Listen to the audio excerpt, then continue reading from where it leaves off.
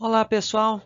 Bem-vindos mais uma vez à aula de espontaneidade cinética. Essa é a nossa terceira aula, onde a gente vai continuar tratando de equilíbrio químico e falar do princípio de Le Chatelier. Coloco aqui novamente as principais referências que a gente utiliza, sempre lembrando que qualquer livro de química geral com que você tenha afinidade na linguagem é válido para estudar química geral, tá bom? Muito bem. A gente viu até aqui que existem então reações reversíveis e que em um determinado momento elas chegam ao equilíbrio. A gente viu como calcular essas concentrações no equilíbrio e a gente também viu esses gráficos, né, que mostram quando a reação chega ao equilíbrio. Então, a gente tem um gráfico aqui típico de reação que atingiu o equilíbrio. Aqui nós estamos usando pressão parcial, como a gente já viu, não tem problema nenhum, pode ser em mol por litro ou em pressão parcial. E num determinado tempo, essa reação atinge o equilíbrio, quer dizer, a concentração das espécies não varia mais. Então, nós estamos falando da reação de produção da amônia, que é então N2 mais 3 mols de H2, dando 2 de amônia. E em um determinado momento, aqui a partir dessa linha tracejada, atinge-se o equilíbrio. Até o momento a gente viu até aqui, ó, calculando as concentrações no equilíbrio, calculando o constante de equilíbrio.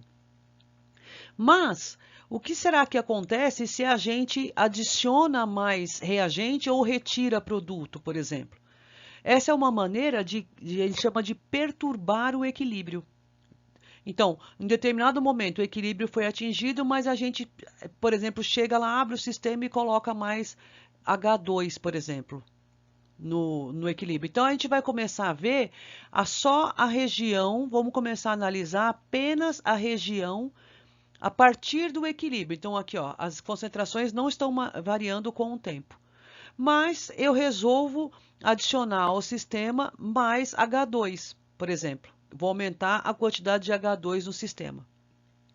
Nesse momento, a reação vai começar a acontecer de forma a minimizar o H2 que eu adicionei. Então, observando aqui a linha verde, que é a linha que diz respeito ao hidrogênio, ao gás hidrogênio, H2, a gente percebe que aqui, ó, houve um aumento da concentração de H2. A partir de agora, a concentração de H2 começa a diminuir, porque o H2 começa a reagir com o N2. Então, a, a concentração de N2 passa a diminuir também. E a concentração de amônia, que estava aqui, né, constante, passa a aumentar. Começa a aumentar até se atingir um novo equilíbrio. Essa linha tracejada aqui, ó, essa segunda linha tracejada é um segundo equilíbrio, onde novas concentrações foram estabelecidas. Então, é uma maneira de se aumentar a concentração, a produção de NH3, por exemplo. Você coloca mais reagente. Aqui nesse caso, colocou mais H2, o sistema começou de novo a reagir e a formar mais produto. Aqui a gente diz que, repetindo, o equilíbrio foi perturbado. E aí passa-se então a produzir mais amônia. Isso é muito comum de acontecer, por exemplo, na indústria, quando se quer aumentar o rendimento de uma reação. Você perturba o equilíbrio para que a reação ela produza mais produtos ou mais reagentes. Isso é perturbação de equilíbrio. Então, existem três maneiras de se perturbar o equilíbrio. São três fatores que a gente pode manusear, digamos assim, para perturbar o equilíbrio, que são mudança da concentração de reagentes e produtos, que a gente acabou de ver, pela variação de volume para sistema envolvendo gases. Esse sistema que a gente viu é um sistema envolvendo gases, então a gente pode mudar, variar volume, que indiretamente significa variar pressão, e também pela mudança de temperatura. A gente vai analisar cada um desses. Então, isso que a gente observou no slide anterior já é conhecido desde 1884, quando um químico francês, Henri Louis Le Chatelier, estabeleceu o seguinte: que quando um sistema é submetido a uma mudança, a qualquer força externa, por exemplo, adição de reagentes, ou mudança de temperatura, pressão de volume, o sistema responde de modo a atingir um equilíbrio que compense parcialmente o impacto dessa mudança. Então, se a gente aumenta a quantidade de reagentes, o sistema vai se comportar de modo a diminuir essa quantidade de reagentes que a gente adicionou. De que jeito? Por exemplo, ele vai reagir formando mais produtos. Então, isso é o conhecido, famoso princípio de Le Chatelier. Posso dizer que acho que um dos princípios mais conhecidos em química desde 1884 e que funciona muito bem para reações reversíveis. Eu vou mostrar para vocês agora, então, a aplicação do conceito de equilíbrio e do princípio de Le Chatelier, utilizando uma planta industrial, um esquema de planta industrial de produção da amônia. E por que da amônia, né? Bom, vocês viram que a gente tem falado muito, várias vezes da amônia, mas é porque essa substância, digamos assim, ela é um medidor do desenvolvimento econômico de um país. Porque a amônia ela e o ácido sulfúrico, a planta de ácido sulfúrico, né? Produção de ácido sulfúrico. Porque país que produz muita amônia utiliza, por exemplo, muita amônia em fertilizantes. Então, isso é um medidor do desenvolvimento econômico de um país. Assim também como eu já disse, o ácido sulfúrico. Então, nessa planta, nesse esqueminha de planta, eu vou tentar mostrar para vocês onde que entra aqui o princípio de Le Chatelier. Qual a ideia? Para aumentar o rendimento, sempre, né? Uma produção industrial, o que interessa é que o rendimento seja alto. Muito bem, então aqui ó, vocês verificam que aqui é a entrada de gases, né, dos reagentes, os gases reagentes N2 e H2. Vamos seguindo as setas azuis e eu vou explicando para vocês conforme a gente vai passando. Então, a entrada de os gases entram por aí, vão descendo aqui, olha, até entrar passar por essa serpentina passa por essa serpentina de aquecimento, depois entra nesse outro tubo e passa para um catalisador para agilizar a reação. Muito bem, quando ele chega aqui, ó, estão sendo levados por uma bomba, tem uma compressão dos gases e aqui eles são expandidos. Quando eles são expandidos, eles são resfriados. Então, aqui desse lado, nós temos o ponto de ebulição de cada gás. Né? Então, amônia é menos 33, hidrogênio menos 253 e nitrogênio menos 196. Então, vamos supor que aqui, onde está sendo expandido, a temperatura esteja a menos 30. Não é? Quando está a menos 30, significa a amônia passou para o estado líquido. E a amônia é o nosso produto, né? Aqui pela reação, a amônia é o produto de interesse. Por exemplo, a amônia então começa a gotejar. Quando ela cai nesse recipiente e aqui, olha, eu posso, por exemplo, abrir uma torneira e recolher a amônia que está sendo produzida. Pronto. Aqui eu tenho um primeiro ponto de deslocamento de equilíbrio, porque se eu observo a reação, se eu estou retirando do sistema produto, significa então que o que estava em equilíbrio, o produto formado agora está em menor quantidade e o sistema tenta restabelecer o que foi retirado, ou seja, ele tenta produzir mais produto. Então, assim, eu aumento o rendimento. Muito bem, os outros dois gases continuam na forma, as outras substâncias continuam na forma gasosa. Então, elas voltam para o sistema por esse mecanismo aqui, por essa parte, e entram novamente na circulação por esse caminho aqui. Então, de novo, agora continua entrando o gás e o que não foi utilizado passa de novo no sistema por essa tubulação. Então, eu tenho o gás entrando por aqui e aquele que não foi utilizado vem por esse caminho. Muito bem, então eu estou injetando mais reagentes no sistema. Isso é um segundo ponto de deslocamento de equilíbrio. Se eu agora estou aumentando reagentes aqui, como a gente viu no slide anterior, se eu aumento o reagente, o que acontece? O sistema, para minimizar o que eu estou fazendo, vai então diminuir a quantidade de reagentes. Que jeito que ele diminui? Reage e forma mais produto. Então, dois pontos de deslocamento de equilíbrio que formam mais produtos e eu consigo um rendimento maior de amônia. Tá bom, mostrei para vocês ali no slide anterior o efeito da concentração. Agora eu vou fazer duas afirmações também a respeito da produção de amônia e a gente volta ainda naquele esqueminha um pouco mais para frente. Mas eu posso afirmar o seguinte, que na produção da amônia, à medida que a pressão aumenta, a quantidade de amônia presente no equilíbrio aumenta. E à medida que a temperatura diminui, a quantidade de amônia no equilíbrio também aumenta.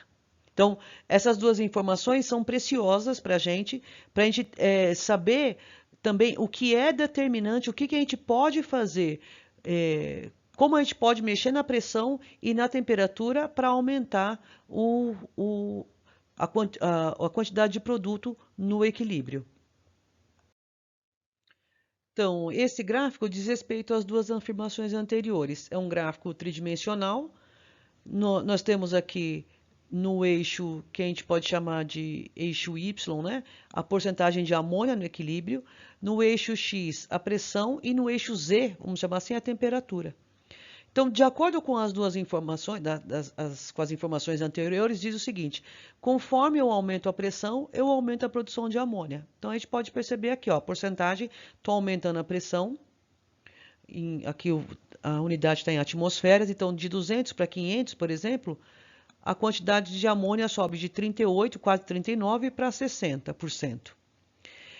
E a outra afirmação é: conforme eu diminuo a temperatura, a quantidade de amônia aumenta no equilíbrio. Então, aqui, ó, a temperatura de 600 graus, eu tenho 21% de amônia, praticamente, e a 400 graus Celsius eu tenho 61. Então, esse é a condição ótima em que eu tenho maior quantidade de produto, a maior pressão e a menor temperatura. Então, isso também está acontecendo naquele esquema lá, quando a gente fala em aquecer e resfriar, comprimir e descomprimir, a gente também está aumentando a quantidade de produto formado. E isso a gente vai ver daqui a pouco como que a pressão e como a temperatura influenciam no equilíbrio. Vamos fazer um exercício como exemplo, sem levar em conta ainda a temperatura, né, e pressão, como eu acabei de falar para vocês, mas só para verificar como que funciona no equilíbrio a mudança de concentração. Então, ele dá aqui de novo, né, continuamos com o exemplo da amônia, dá o valor da constante a 350 graus e diz o seguinte: em um experimento, as concentrações no equilíbrio são N2 0,683 mol por litro, H2 8,80 e NH3 1,05 mol por litro. Suponha que se adicione NH3 a essa mistura reacional de forma que a concentração de amônia aumente para 3,65. E tem A. Utilize o princípio de Le Chatelier para prever o sentido da reação. Aqui, só olhando qualitativamente a reação, sem fazer nenhuma conta, então, utilizando o princípio de Le Chatelier, a gente consegue dizer o seguinte, olha, que pela reação, se eu aumento a quantidade de produto, o sistema tende a minimizar essa força externa, nessa mudança externa que eu fiz, e vai produzir, portanto, mais reagentes. Então, a reação vai no sentido da formação dos reagentes. Tá? Eu coloquei um Rzinho aqui. Aí diz, confirme a sua previsão, calculando o coeficiente de reação Q e compare com o valor de Q com o Kc. Então, a gente vai lá para o próximo slide para poder fazer isso. Para resolver o item B, a gente então escreve a expressão do quociente de reação, que é nada mais também que a mesma expressão para a constante de equilíbrio, né? Só que levando em conta agora as condições fora do equilíbrio. Então, como ele disse assim, que se adiciona amônia até chegar a 3,65 mol por litro, que é o que está aqui, ó. Aquilo, no começo do exercício, ele falou, aquelas eram as concentrações no equilíbrio. A partir do momento que ele adiciona alguma espécie, aquelas concentrações agora passam a ser as concentrações iniciais, até se estabelecer um novo equilíbrio. Muito bem, substituindo os valores, a gente chega ao valor de Q igual a 2,86 vezes 10 a menos 2. E o valor que ele deu de constante é 2,37 vezes 10 a menos 3. Portanto, o valor que a gente chegou do quociente de reação é maior que a constante de equilíbrio. E aí, relembrando lá da aula número 1, quando o Q é maior que o valor do K, então o equilíbrio tende à formação de reagentes, que é o que a gente tinha previsto qualitativamente pelo princípio de Le Chatelier. Então, o cálculo confirma o conceito. Vamos falar agora, então, o que causa, como influencia a mudança de pressão no equilíbrio. Então, de novo, considerando a reação da amônia, que é a reação clássica, né? Já falei para vocês o motivo. E essa reação, como vocês podem perceber, ela é apresentada na forma gasosa. Então, a pressão exerce influência quando os componentes da reação estão na forma gasosa. Mas, da mesma forma como eu estou lendo essa equação, que eu posso dizer 1 mol de N2 reage com 3 mols de H2 para formar 2 mols de NH3, eu também posso ler essa equação em termos de volume, porque considerando que 1 mol de um gás ocupa 22,4 litros, eu posso, na CNTP, né, eu posso dizer isso em forma de volume. Então, eu posso ler da seguinte forma. Um volume de N2 reage com 3 volumes de H2 para formar 2 volumes de NH3. Então, eu posso escrever a reação dessa forma. E agora, por que eu estou dizendo isso? Porque a pressão, quando a gente analisa a pressão, a gente pode analisar também a pressão em termos dos seus volumes, quer dizer, inversamente proporcional. Conforme eu aumento a pressão, eu diminuo o volume.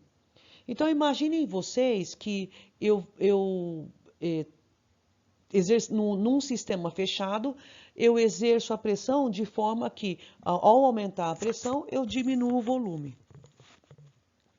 Se eu estou diminuindo volume, então o equilíbrio ele tende a se deslocar para o lado de reagentes ou produtos que ocupem menor volume.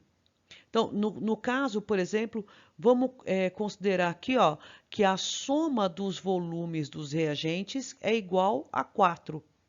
Então, eles ocupam 4 volumes, enquanto que o produto ocupa 2 volumes. Se eu analisar esse esqueminha aqui, olha, então aqui é um sistema fechado, no qual eu vou aumentando a pressão. Quando eu aumento a pressão, eu diminuo o volume. Qual das espécies, ou melhor, qual vamos falar dos lados, ocupa menor volume nessa reação? Os reagentes ou os produtos? Os reagentes juntos ocupam 4 volumes e os produtos 2. Então, como são os produtos que ocupam menos volume, ao aumentar a pressão, eu favoreço a produção de produtos. Eu desloco o equilíbrio para a produção de produtos. Então, quando o volume de uma mistura de gases em equilíbrio é reduzido, há uma variação global na direção que produz menos moléculas de gás ou menos volume desse gás. Essa é uma equação em que todos os componentes estão na forma gasosa. Então, só vale para reações em que os componentes estão na forma gasosa. Ok, então vamos fazer alguns exemplos aqui para que vocês fixem o raciocínio. Nós temos aqui duas reações e nós vamos verificar o efeito da compressão. Compressão é aumento de pressão, não é?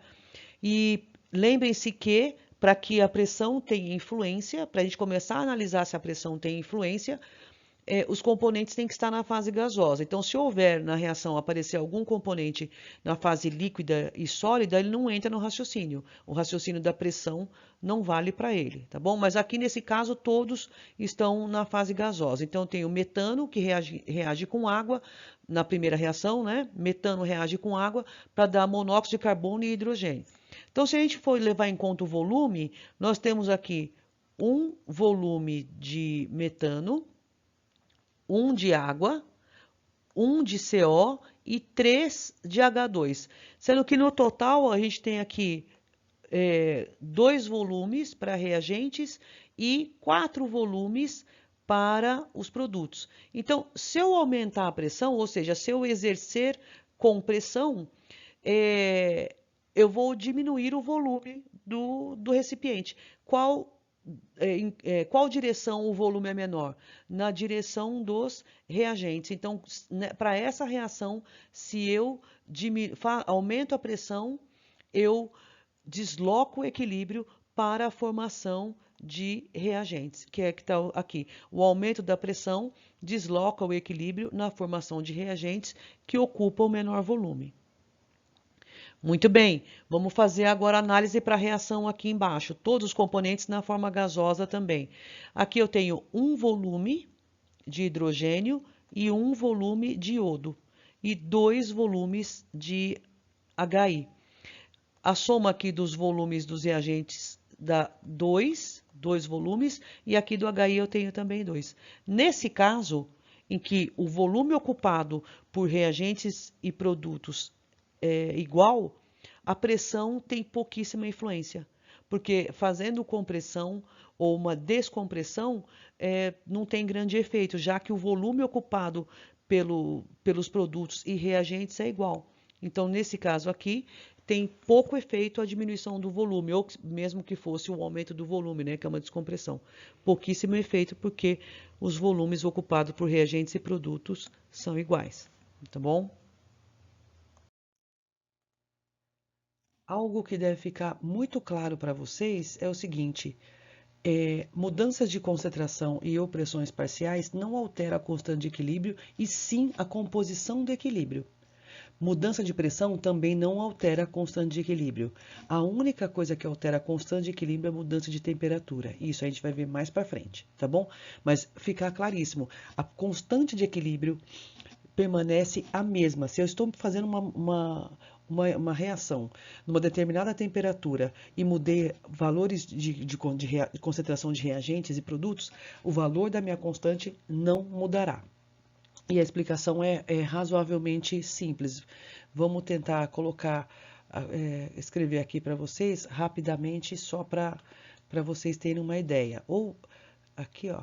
Então, por exemplo, vamos supor que numa reação, vamos fazer uma conta bem simples, eu tenha 10 moléculas, vou falar em moléculas em vez de concentração só para facilitar, 10 moléculas por litro de reagentes e 20 moléculas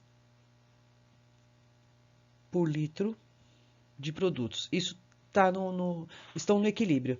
Ou seja, a relação que eu tenho, se eu fosse calcular a constante de equilíbrio aqui, o K, eu poderia dizer que é 2, porque seria, então, 20 dividido por 10, isso dá 2, tá bom? Agora, então eu perturbei o equilíbrio, coloquei mais moléculas lá de reagentes, por exemplo, né? E vamos dizer que então que a minha relação lá no final foi virar 20 moléculas no equilíbrio, 20 moléculas de reagentes e 40 moléculas de produto. Vejam, por litro, né? Vejam que eu aumentei o rendimento da minha reação. Eu tenho agora 40 moléculas, não tinha 20, dobrei. 100% de rendimento que eu aumentei, né? Muito bem, qual é o valor da minha constante de equilíbrio aqui? Constante de equilíbrio 40 dividido por 20, e isso dá 2. Percebam, a constante de equilíbrio permanece a mesma. Eu só mudei a composição do equilíbrio. Tá bem? Olha só, tinha 10 moléculas de reagente e 20 de produtos. Mudei para 20 moléculas de reagente, quando eu acrescentei mais reagente, porém eu formei também depois 40 moléculas de produto. Tá bom? Fazendo a relação, mantive a mesma constante de equilíbrio. Como eu disse, essa mudança de constante de equilíbrio só acontecerá quando eu mudar a temperatura, e que a gente vai estudar mais para frente. Vamos fazer mais um exercício para a gente conseguir entender como acontece o deslocamento de equilíbrio e o cálculo com concentrações. Então, olha lá, suponha que foram colocados 31,2 gramas de PCl5 em um recipiente de 500 ml e que deixamos a amostra atingir o equilíbrio com seus produtos de decomposição, o tricloreto de fósforo e o cloro a 250 graus, quando o K é 1,80. Todas as três substâncias são gasosas a 250. Qual é a composição da mistura no equilíbrio em mol por litro? Então, aqui não tem nenhum mistério, porque a gente já fez várias vezes. Teremos de construir uma tabela e calcular as concentrações do equilíbrio. Isso é o item A.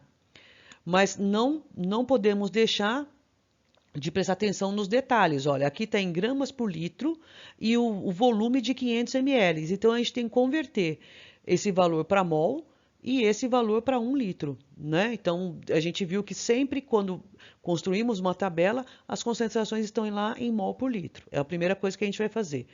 Depois ele fala, olha, suponha que a mistura em equilíbrio no item A seja perturbada pela adição de 0,1 mol de Cl2 ao recipiente de meio litro.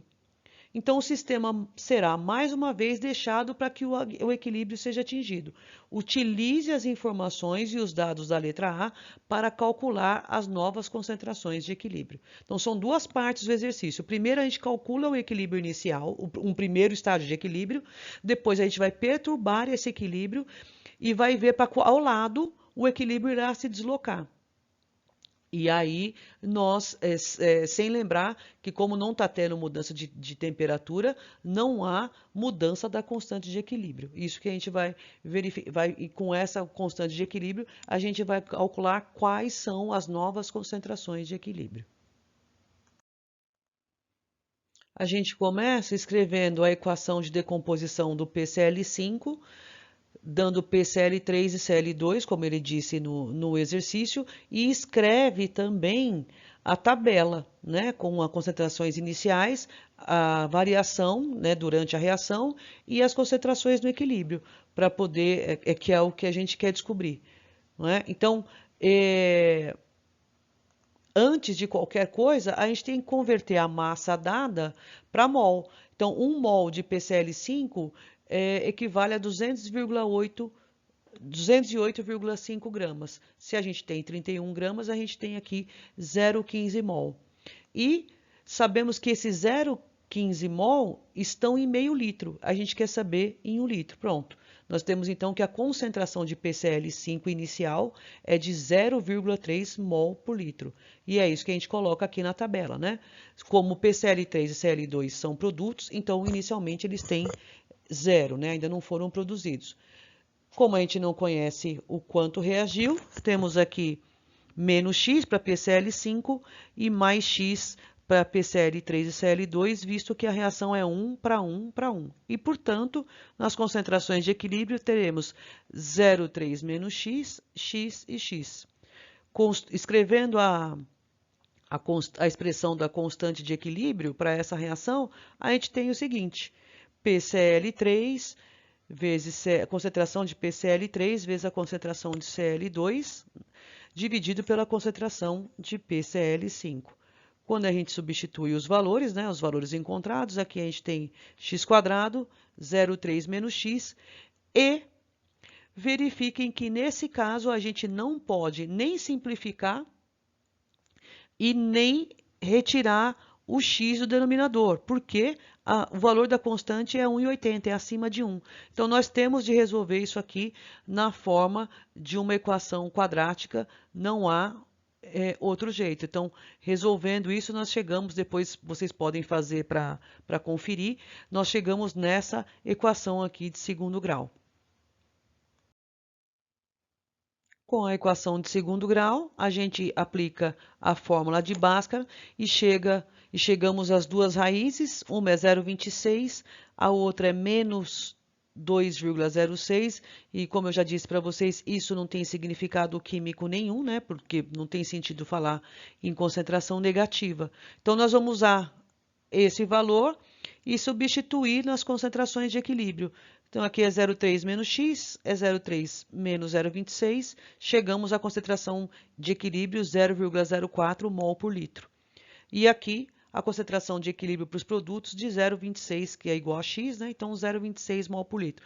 Essa é a concentração, essas são as concentrações, melhor dizendo, encontradas então num primeiro equilíbrio. Essa é a resposta do item A. Tá? Agora, assim que chegou o equilíbrio, ele vai adicionar mais Cl2 e a gente vai ver então o que vai acontecer. Para resolver a parte B, eu escrevo novamente a reação e também construo uma nova tabela. Porque como vai ter a adição dessa espécie de Cl2, eu tenho aquelas composições do equilíbrio passam a ser agora as composições iniciais. Então, eu tenho aqui 0,04 mol por litro de PCl5, 0,26. E tenho 0,26 também de Cl2. Porém, ele diz que vai adicionar mais 0,1 mol. 0,1 mol em 500 ml, que dá em 1 litro 0,2 mols. Então, agora tenho a adição aqui de mais 0,2 mols de Cl2. Muito bem, então usando o princípio de Le Chatelier, o que vai acontecer agora? Eu estou adicionando produto. Se eu estou adicionando produto, a reação tende a se deslocar para a esquerda, na formação de reagentes. Se isso vai acontecer, então agora os produtos passam, digamos assim, a ser os meus reagentes e os meus reagentes passam a ser os meus produtos. Eu estou falando isso por quê? Porque agora a reação vai reagir no sentido contrário, né? Então, ela vai reagir X de Cl2, porque eu acrescentei Cl2. Então, repetindo, o sistema tende a fazer o efeito contrário da adição de Cl2, que é consumir o Cl2. Se ele consome, vai passar a consumir o Cl2, vai passar a consumir, a reagir PCl3 e vai formar mais PCl5. Então, as concentrações de equilíbrio ficam assim agora. 0,04 mais x, 0,26 menos x e 0,46 menos x. A gente escreve novamente a expressão da constante de equilíbrio, substitui os novos valores de concentrações e chegamos aqui novamente a um ponto em que a gente não consegue nem simplificar nenhum coeficiente e nem eliminar o x do denominador, porque, de novo, né, a constante tem um valor alto. Então, só nos resta resolver. Quem tiver dúvida depois fala comigo, né, ou com os monitores, como que resolve isso. E a gente chega nessa equação de segundo grau, aplica a fórmula de Bhaskara e chega nessas raízes. A gente vai verificar que esse valor de 2,48 não tem sentido, apesar dele ser positivo, porque ele é maior que as concentrações iniciais. Então, se eu subtraio esses valores das concentrações iniciais, eu tenho valores negativos, então também não vou usá-lo. Assim, eu só uso o valor de 0,02, né? Então, como a gente tinha no equilíbrio 0,04 mais x, vou ter agora 0,06, depois 0,26 menos x, 0,24 e 0,46 menos x, 0,44. Essas são as novas concentrações de equilíbrio. Se vocês compararem, vão verificar que a concentração de PCl5 aumentou um pouco e que as outras diminuíram um pouco, tá bom? Nós já vimos até aqui dois fatores que podem acarretar em deslocamento de equilíbrio, que são concentração e pressão, e em qual direção o equilíbrio vai, se vai na formação de reagentes ou na formação de produtos. E aqui a gente vai ver então o terceiro fator, que é o efeito da temperatura sobre deslocamento de equilíbrio. Mas antes disso, eu preciso passar para vocês uma pequena revisão sobre energia de reação, que é conhecida como entalpia. A entalpia, ou a variação de entalpia, nada mais é que a diferença de energia de produtos e reagentes numa reação.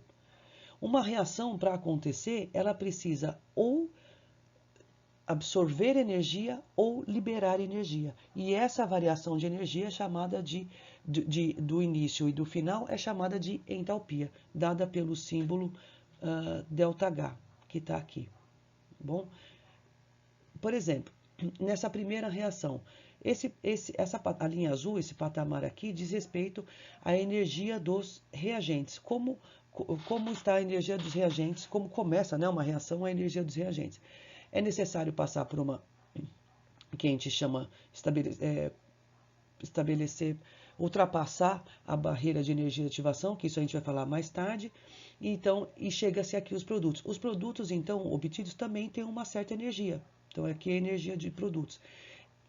Essa diferença de energia entre a energia dos produtos e a energia dos reagentes, então a entalpia dos produtos e a entalpia dos reagentes, é chamada de variação de entalpia, é o ΔH. Se a reação absorveu energia, então os produtos são mais energéticos que os reagentes. Então essa diferença aqui é positiva. ΔH positivo. Isso significa, ou melhor, a esse fato é dado o nome de reação endotérmica, que é a reação que absorve energia para acontecer. Então, os produtos têm mais energia que os reagentes. Quando acontece o contrário, por exemplo, nós temos aqui a linha de energia dos reagentes e aqui dos produtos. Vejam que os produtos são menos energéticos que os reagentes. A reação, para acontecer, portanto, liberou energia. Então, a entalpia dos produtos menos a entalpia dos reagentes, que é a variação de entalpia, como o produto é menor que o reagente, esse valor é negativo. Quando o valor de entalpia é negativo, disse que até colocar para cá, disse que a reação é exotérmica. Então, uma reação endotérmica precisa de energia para acontecer. Isso significa que, se ela precisa de energia para acontecer, se nós aumentarmos a temperatura, a gente está fornecendo essa energia. O contrário, uma reação exotérmica libera energia. Então, se nós diminuirmos a temperatura, ela é mais favorável e ela irá acontecer. Então, como que é que a temperatura vai influenciar nesses casos? Olha só, um aumento de temperatura de uma mistura em equilíbrio desloca a reação no sentido endotérmico. Um abaixamento da temperatura de uma mistura em equilíbrio desloca a reação no sentido exotérmico. Então, por exemplo, se eu escrevo assim para vocês uma reação A dando B, deixa eu melhorar isso, né? A dando B, aqui, e eu digo para vocês, eu preciso passar essa informação para vocês, tá bom? ΔH é maior que zero. Quando eu digo isso, eu posso dar um valor aqui, ΔH, sei lá, 60. Quando eu digo isso, eu estou dizendo que no sentido dos produtos, essa reação é endotérmica. Se no sentido dos produtos ela é endotérmica, automaticamente, no sentido dos reagentes, ela é exotérmica. Entenderam isso? Então, a temperatura, o aumento de temperatura sempre vai favorecer o lado endotérmico. Se eu disse que isso aqui, essa reação tem ΔH maior que zero, significa que para formar os produtos ela é endotérmica, ou seja, se eu aumento a temperatura, eu favoreço o deslocamento de equilíbrio no sentido dos produtos. Se eu diminuir a temperatura, eu vou favorecer o deslocamento de equilíbrio no sentido dos reagentes. Tá bom? Então, o que importa é a informação que eu vou passar para vocês. E a informação sempre vai ser no sentido de formação dos produtos. E aí, tendo essa informação, vocês conseguem prever o que vai acontecer com o aumento ou com a diminuição da temperatura. E um outro exemplo do que eu falei sobre temperatura, nós temos essa reação aqui, onde temos o cobalto hexaidratado reagindo com cloreto para dar cloreto de cobalto. O cobalto hexaidratado é rosa e o cloreto de cobalto é azul. E ele dá a informação que essa reação é endotérmica. Significa que, quando eu aumento a temperatura, eu vou favorecer a formação de produtos. E é isso que é realmente observado. Como ele diz aqui, ó, se uma mistura púrpura clara em equilíbrio, a temperatura ambiente é colocada em 1 becker de água quente, a mistura fica azul escura. Por quê? Porque eu estou fornecendo calor ao sistema. Se eu coloco um tubo, né, de ensaio fechado com essas, onde está acontecendo essa reação, se eu colocar num becker com água quente, por exemplo, então eu estou aumentando a temperatura, o equilíbrio se desloca para a formação de produtos.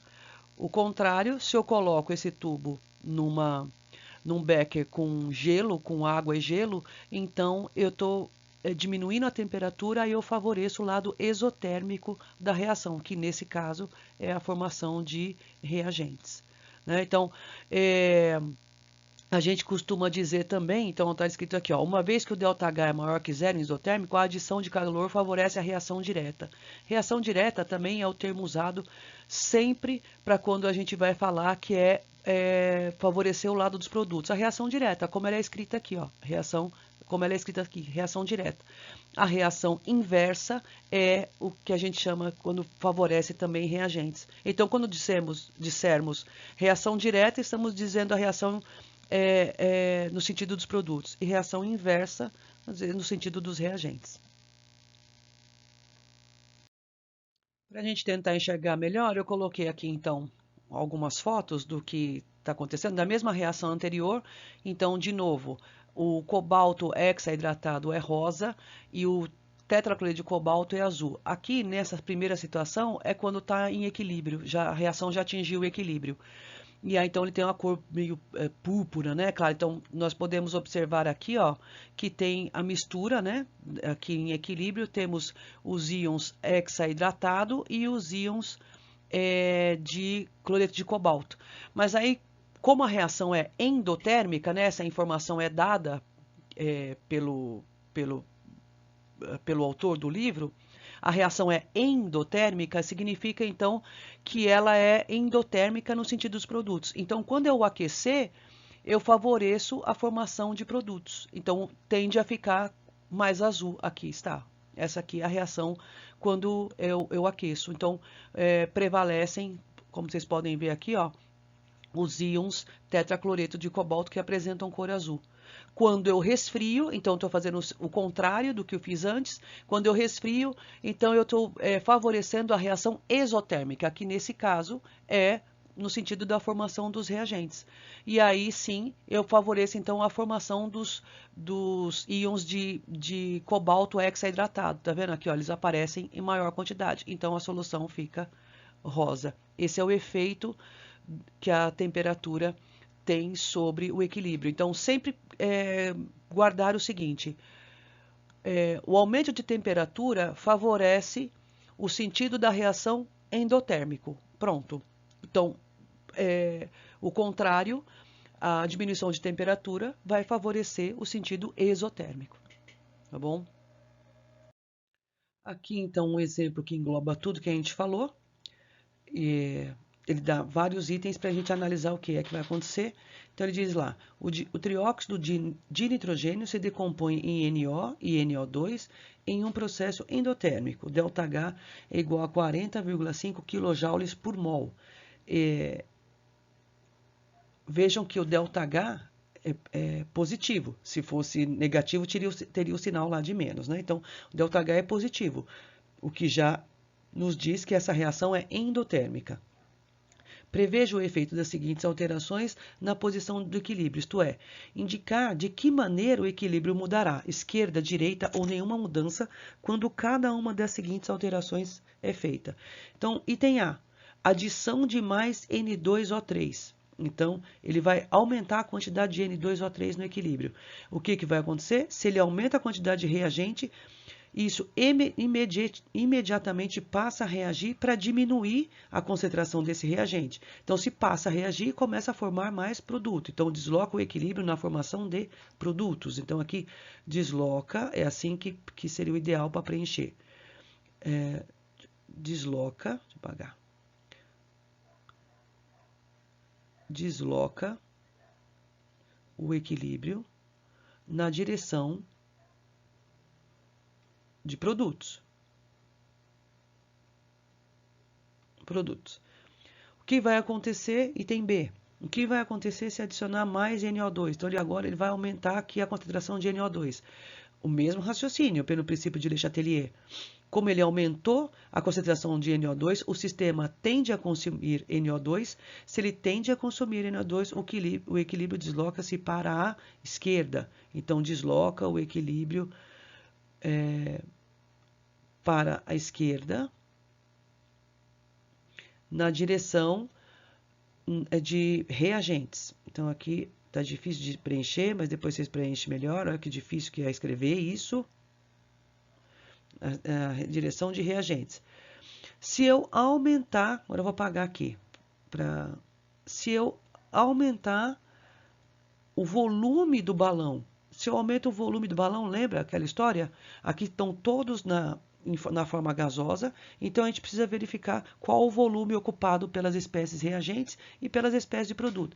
Então aqui, ó, ocupa um volume, aqui um volume e aqui um volume, de forma que do lado dos produtos eu tenho 2 volumes, ocupam um maior espaço. Se eu aumentar o volume, ele fala aumentar o volume significa diminuir a pressão também, né? A gente falou em termos de pressão, mas pressão e volume estão diretamente ligados. Ou melhor, inversamente ligados, né? Se eu aumento a pressão, eu diminuo o volume e vice-versa. Mas então ele fala assim, ó, aumentar o volume do balão. Qual o lado da reação apresenta maior volume? O lado dos produtos. Se ele está aumentando o volume do balão, então ele está favorecendo a formação dos produtos. O deslocamento vai ser para a direita na formação de produtos. E se eu abaixar a temperatura, como ele já disse, a reação é endotérmica, no sentido de produtos. Então, abaixar a temperatura favorece o lado exotérmico. Então, vai favorecer o lado na formação de reagentes. Então, aqui favorece a formação de reagentes. Desloca o equilíbrio na direção dos reagentes. Então, aí os 4 itens já preenchidos. Para terminar, então, essa aula e só falar um pouquinho de catalisador, porque muitas pessoas têm a ideia de que catalisador muda o equilíbrio.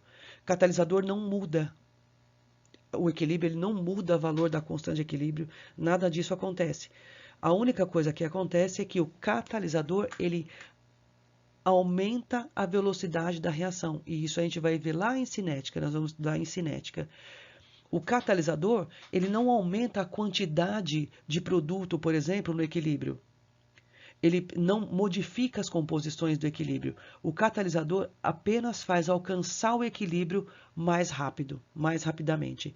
Então, ele fala, um catalisador reduz a barreira de energia de ativação para a reação e, consequentemente, ele diminui o tempo gasto para se alcançar o equilíbrio. É só isso. Ele não afeta a composição de equilíbrio. A gente vai falar um pouquinho disso com um pouco mais de detalhes, mas agora o importante é vocês saberem isso. O catalisador, então, como ele está falando aqui, ó, da barreira de energia de ativação, que foi que eu mostrei para vocês ali, então aqui, ó, tem reagentes e produtos, e aqui é energia de ativação. O catalisador, ele só faz isso, ele faz aqui, ó, ele diminui essa barreira de energia de ativação e chega aqui no mesmo lugar. Só que essa diminuição faz o quê? Com que a reação seja mais rápida. É isso que o catalisador faz. De novo, ele não muda a composição e equilíbrio, ele não altera a constante de equilíbrio, tá bom? Só para exemplificar o que eu falei sobre o catalisador, então aqui, ó, voltando àquela planta de produção da amônia que a gente viu, né, essa parte aqui, ó, é uma parte onde tem um catalisador sólido, onde os reagentes entram em contato, tem mais proximidade e a reação acontece mais rapidamente, mas ela não causa nenhuma alteração aqui na composição do equilíbrio, quer dizer, o quanto vai ter aqui de amônia, o quanto vai aparecer aqui de N2, o quanto vai aparecer aqui de H2. O que está alterando essa composição aqui é o fato desses gases saírem aqui e se juntarem aqui na entrada de gases novamente. Mas o catalisador só acelera o processo, não muda a composição aqui, tá bom? Esse é o exercício que vocês vão ter que entregar, então, para presença e nota, e ele é um exercício que engloba, é bem completo, é tudo que a gente viu até agora. Então, ele dá os valores das concentrações iniciais, só que ele dá a impressão, que a gente já viu que tudo bem resolver assim também, ele dá no valor em forma de pressão e dá o Kp. Então, pede as concentrações pede as pressões do equilíbrio, do mesmo jeito que a gente tem calculado sempre, é só que o valor a gente vai ter os valores em ATM, os valores no equilíbrio em ATM, nada demais. Pede para calcular o Q também, para determinar qual o sentido da reação, e depois aqui ele vai fazendo alterações. Vai perguntar qual é o efeito do volume, qual é o efeito da temperatura e qual é o efeito de mudar a concentração. Nesse caso aqui, vocês precisam fazer contas. Aqui no C e D não, porque vocês vão responder qualitativamente de acordo com o princípio de Le Chatelier. No E também dá para responder pelo princípio de Le Chatelier, obviamente, mas ele quer quais serão as novas composições do equilíbrio, então os novos valores de pressão. E é isso que vocês precisam me entregar, então, na semana que vem. Muitíssimo obrigada pela participação de todos e até a próxima aula. Um abraço, tchau, tchau.